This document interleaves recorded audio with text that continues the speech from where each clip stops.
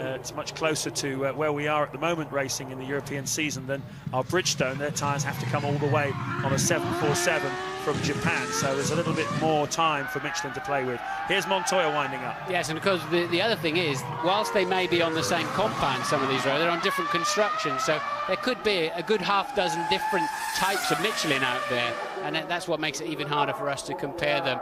Montoya then, he's got a chance of a front row and a good chance of pole position surely this afternoon, unless they've tanked him up for a different race strategy.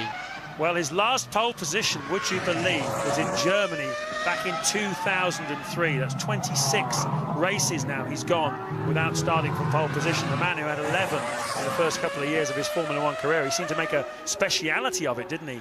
Back in 2001, 2002 and 2003, but here he is now in a McLaren, which is the benchmark car at the moment in Formula One. Got a few aerodynamic mods on this car as well. Look at the flip-ups on the side pods. At the moment it's not looking that fantastic for him. He's a couple of tenths down on Jarno Trulli, but maybe he can make up some of that in the second two sectors. It's been nothing to choose between him and Kimi Räikkönen all weekend, and we're seeing Montoya here back to form after the shoulder injury, kicking up a big cloud of dust. He's on the attack. He had to get out of the throttle. He was about to run wide, and his sensors recognised that. Other than that, it's been a great lap for Montoya, but you know, they've got the satisfaction of knowing their car is much easier on tyres than anybody else. They can afford to go a bit longer on fuel and take their rewards later in the race. So I wouldn't imagine they'll be going too light, but Montoya attacking that chicane.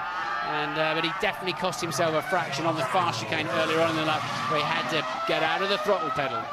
Over the line then goes Juan Montoya, and he goes second. That was a very consistent lap relative to Trulli's, never more than a couple of tenths. In fact, always just under a couple of tenths behind Trulli all the way through that lap. And if he is carrying more fuel, as I think he probably is, than Jarno Trulli, he'll certainly want to jump him at the start, not get stuck behind him in the race. But that's certainly put Montoya in contention. And Martin, their challenge this weekend, McLaren, I mean, only two teams this season have managed to get both drivers on the podium at the same